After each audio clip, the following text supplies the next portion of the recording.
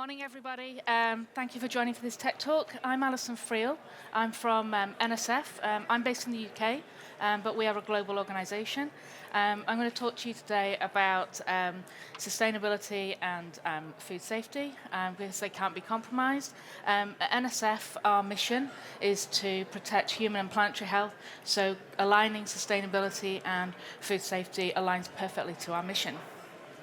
Any change in product or process requires a risk assessment to make sure that you maintain food safety, and any sustainability agenda is much the same. Even small changes to ingredient or process can cause a food safety issue if it's not managed appropriately. For example, switching from disposable containers for waste to recyclable ones, you need to ensure that if you bring them back into the facility, it's been cleaned appropriately to prevent a microbiological or food safety risk. In today's talk, I'm going to cover some of the main areas of sustainability and how you can look at that from a food safety perspective. I've got to remember the clicker. If I forget the clicker, give me a shout. In '87, the Brundtland Report defines sustainability development as development that meets the present without compromising the ability of future generations to meet their own needs. So sustainability and ESG, are they the same? Well, they're linked. Sustainability is the key driver behind ESG frameworks, as both aim to create long-term value while addressing global challenges. And ESG provides that structured lens to assess how organisations integrate sustainability across the dimensions. It's a guiding principle within ESG, ensuring organisations align their strategies with broader environmental and societal goals while maintaining financial viability. And ESG reporting provides it balance these diverse metrics from carbon emissions, resource efficiency to labour practices and community impact while maintaining transparent governing structures. It's an evolving topic. Sustainability is evolving all the time. We've heard already this week about ultra-processed foods, and that's a very hot topic at the moment and probably one that's here to stay. Better nutrition aligns with global efforts to improve human public health, while reducing environmental impacts on food production. By creating nutrient-dense, responsibly sourced products, we can contribute to a sustainable future that balances the needs of people and planet. And what are the drivers for ESG? Consumers. They're increasingly putting pressure on consumer-facing businesses, manufacturers, retailers, restaurants, grocers, along with government bodies to prioritise sustainability. Specifiers such as ESG policymakers, buyers, market position are key drivers. Market leaders at the forefront of innovation set the agenda that others then follow, creating influence on the market itself. These players are responding to consumer demands and government regulations driving supply chain engagement to meet sustainability goals. From a regulatory standpoint, there's a lot on the horizon. There's too much to cover today on that area. When we put the slide up, it was too busy. So please come and talk to us, particularly if you're navigating the EU, the US, and global regulatory structures. If we look at reformulation to improve front-of-pack labelling, for example, care has to be taken to ensure that replacing sugar for sweeteners or taking the salt content down a product doesn't have an impact on food safety, because they're not just organoleptic properties within the food. There are various categories for sustainability. Deforestation, loss of forest, is disrupting the ecosystem and contributing to climate change. Carbon footprint, excessive greenhouse gas emissions drive global warming. Plastic pollution, waste accumulation harms marine life and ecosystems. What we found this week is some of my colleagues from the US are finding the little plastic bits on the water bottles. We don't have that in the States, we have it over here, and that's change that's happening globally. Chemical usage, harmful substancing impacting food safety, health and the environment, and human rights, ensuring practices have fair treatment of workers and communities. In this talk, I'm going to focus on the first four, because of course yesterday we had an excellent presentation on human rights and food safety already this week. So looking at deforestation and supplier selection, when choosing your responsible source of material, it's important to consider that it's more than just a raw material. What about the manufacturing facility and transportation? Are these elements of the supply chain ensuring the safety of the ingredients being supplied to you? So some of the critical questions to ask. Is there a change in the process involved? While the sustainability criteria for the ingredient is being met, are you still maintaining your food safety criteria? And will that new ingredient perform the same function in your final product to maintain food safety? Or will you need to change your process as well?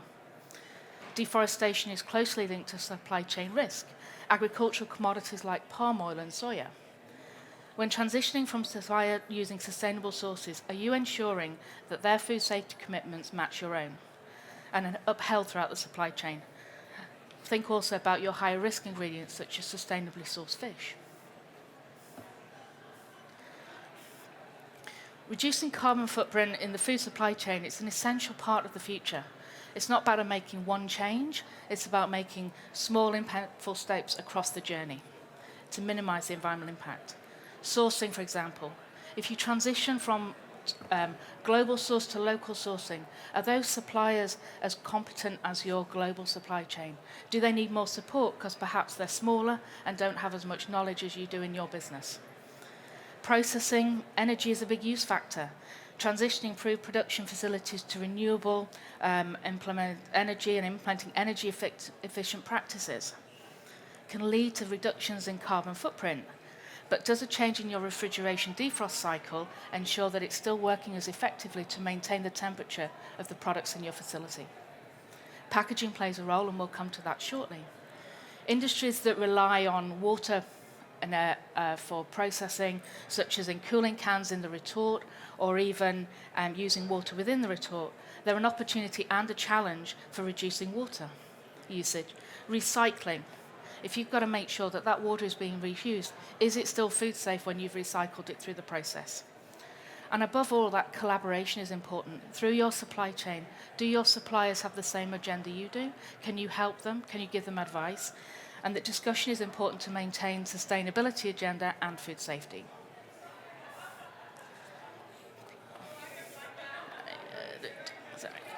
Okay. When it comes to replacing packaging, it's not just about finding an alternative, it's about finding the right alternative. Any new material we use has to have the same functionality as plastic. Is it strong? Is it durable enough? Is it food safe for contact and storage? These are questions we can't overlook. Then there's the impact on shelf life. If you switch to a different packaging format, does it shorten the product shelf life? And do you need to then do additional checks? Safety is paramount. Is the new packaging you're using itself safe? This is an area that NSF is actively working on, and we can provide solutions, including testing, guidance, and ensure that balance between sustainability and food safety. You can visit our team and explore how we can do that with you if you need.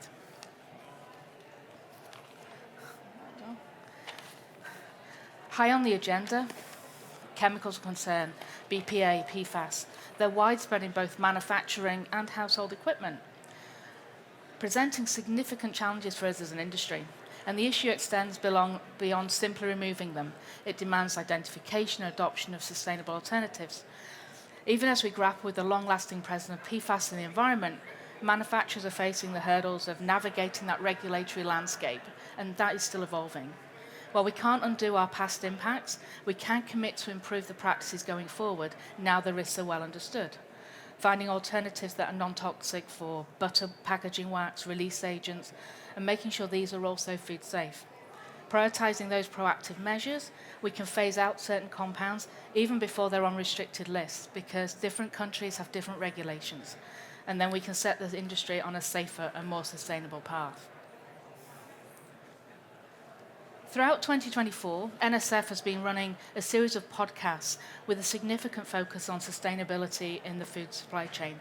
And one key takeaway from all the contributors was the importance of a holistic and balanced approach. It's essential to make commitments that are realistic for both you and your suppliers. And while it's important to have the vision for your journey, you need to break it down into meaningful deliverables and make sure you maintain your food safety throughout.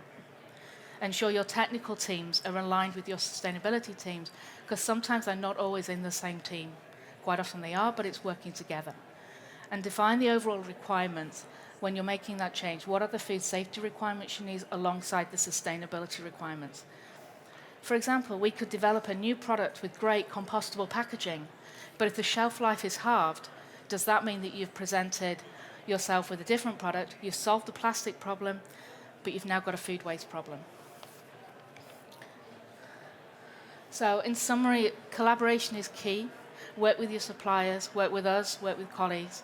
Look at how we can make the best results for the industry. Stay focused, prioritize your tasks, break it down, because if you try and do it all, you won't get there as quickly. And then let's make sure we can talk about how we can find those solutions.